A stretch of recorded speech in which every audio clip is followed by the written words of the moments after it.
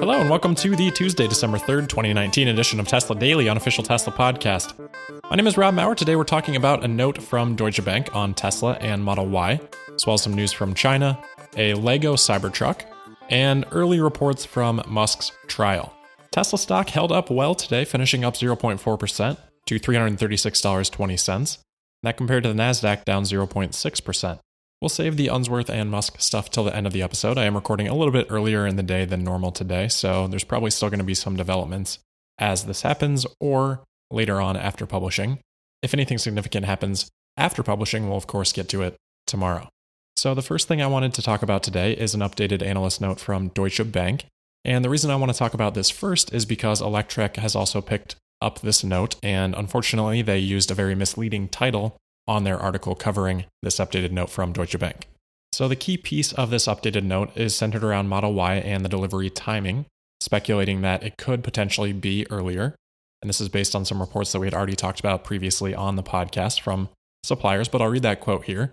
They say, quote, "Reports from suppliers of Model Y parts in Taiwan are claiming that Tesla is requesting that their orders be delivered much earlier than expected. The Taiwanese suppliers are now indicating that Tesla is accelerating orders to enter mass production a full 6 months ahead of the original schedule. This would mean that the Model Y could be available to the public in the first quarter of next year. The suppliers additionally claimed that Tesla semi-part orders are being accelerated as well, with the truck set to be released in limited quantity sometime next year." End quote. So again, to us, this is not news. This is simply Deutsche Bank updating their clients on the Taiwanese supplier report. What I think is making this notable for me today is that Electrek has then picked this article up and they've used the headline of, quote, "Tesla Model Y deliveries will start in Q1, says Deutsche Bank," end quote. Well, no, that's inaccurate. What they actually said was, quote, "This would mean that the Model Y could be available to the public in the first quarter of next year," end quote. Not necessarily even what their forecast is. They're just saying, based on these supplier reports, that could happen. That's quite a stretch from Deutsche Bank saying they will begin in Q1, as Electrek is stating here. So first, I wanted to talk about this just to set the record straight on that headline. And then second, I just feel like it's this weird game of telephone that we're in, that then expectations continue to get raised. And then let's say hypothetically, Tesla delivers the first Model Y in April ahead of schedule, and somehow they've then missed expectations. Now, for the record, I do expect Tesla to start production of Model Y in Q1 at the latest. So them having deliveries in Q1 is certainly reasonable. I guess I just bring it up as sort of this live progression of these expectations and these goalposts being moved, which is fine. I mean, we should reset expectations as new information comes in. But when there's faulty headlines like this that are aiding in that, that's where it becomes very frustrating. Next up today is some more news on electric vehicles in China. Reuters is reporting that in a draft plan for development of the new energy vehicle sector, China's industry ministry said that they hope that new energy vehicle sales can be about a quarter of all car sales in 2025. Previously, in a planning document from 2017, their target had been over 20%, so this seemingly would be a bit of an increase to their previous planning discussions. Any increase to China's electric vehicle ambitions would seemingly be a pretty strong tailwind for Tesla. We've seen how supportive they've been already of Tesla's development.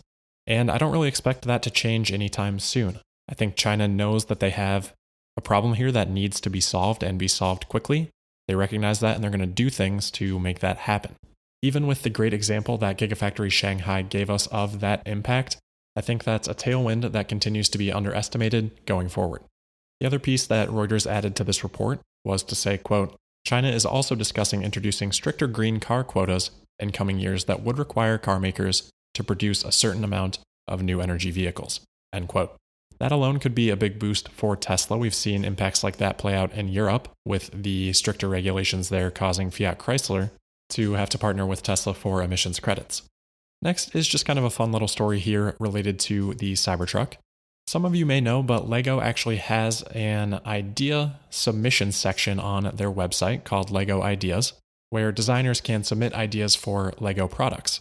There have actually been a few of these related to Tesla in the past. I think we talked about it back on the podcast around the time of the Starman Roadster launch, but none of them yet have quite gained enough traction to make it to official review for Lego. So I'm sure you can see where I'm going with this. A designer by the name of Brick and Nick, great name by the way, has submitted the Cybertruck as a potential product. As we've talked about, Cybertruck has registered the most search interest for Tesla out of any event in their history. So I think if anything is going to make it through this submission process, the Cybertruck has the best chance. So how this process works is you just go to this idea page and then you click that you want to support this project. That is completely free to do. You just sign up with an email address and then hit support and then you're done. If 10,000 people do that, it then goes to Lego for what they call an expert review to then potentially become a product. There are a couple of milestones along the way. So for example, once the project hits 1,000 supporters, that adds an extra 6 months onto the timeline that the project has to get the 10,000 supporters. And this project is already well on its way to hitting that 1,000 supporter milestone. I'm guessing that'll probably happen tonight. The cool part about this is that Lego is definitely already aware of the Cybertruck in general. They, on Twitter, hopped in on the meme game that was happening around the unveiling, saying, quote, "The evolution of the truck is here, guaranteed shatterproof," with the awkward smiling emoji, end quote. Given their general awareness, I think it probably has a better shot than most submissions would if it does make it to that expert review. Anyway, just kind of thought it was a cool idea. The Cybertruck does look really good in Lego form, so I thought I'd share that. The link is in the show notes if you want to go and support that project as well.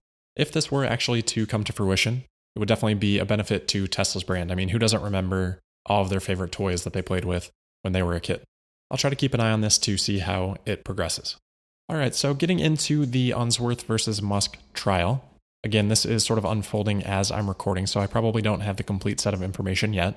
But I do know right now that Musk is at court. The jurors have been selected. The trial is underway. And there are a few reporters that are tweeting about it when they do have breaks. One of those reporters is Elizabeth Lopato. She is on Twitter at MSLOPATTO, Miss Lopato, if you want to check in there for some updates. At Jane Wells is also offering some reporting. Just to catch people up really quickly with the backstory of this case, this goes back to the sort of Thai cave diving rescue situation that Elon got involved in. He had SpaceX help develop a submarine that could potentially go in and help with that rescue. Ended up not being necessary. And Vern Unsworth really called out Elon for that whole situation, basically assuming that Elon was just involving himself for fame or attention, and saying that Elon could stick his submarine where it hurts. That then ended up with Musk lashing out on Twitter at Unsworth, calling him a pedo guy. That is, of course, why we're here today with Unsworth suing Musk for those comments. Musk's defense is multifaceted, but centers around a couple of pieces. The first being that pedo guy was a common insult in South Africa around the time that Elon was growing up there and didn't necessarily imply what it implies to most people today. The other sort of main element of the argument is that these were both sort of in-kind insults, so sort of a battle of insults rather than a defamation attempt by Musk. So we'll see what comes of it. Apparently they've been in there for about an hour and a half so far, and a few reporters are reporting that nothing explosive has happened yet. So that's definitely good news and hopefully will continue. Definitely not a lawyer, but I really doubt this is going to amount to much other than media attention. I think it probably gets more attention tomorrow than it did today now that Musk has actually spoken.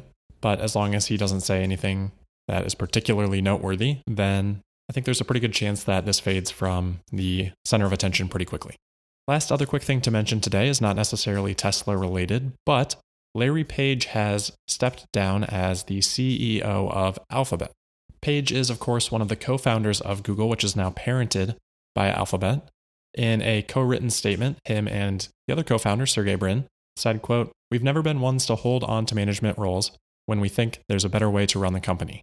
And Alphabet and Google no longer need two CEOs and a president. Going forward, Sundar will be the CEO of both Google and Alphabet.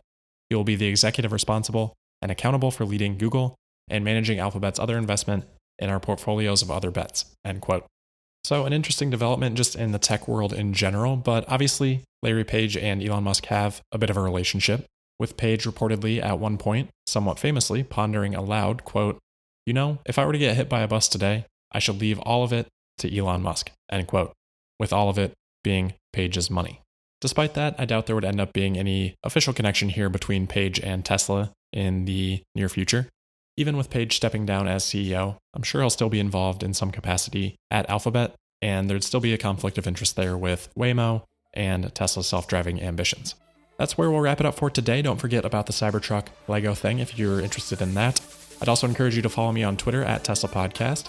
If you have questions or feedback, you can send those to me at tesladailypodcast@gmail.com.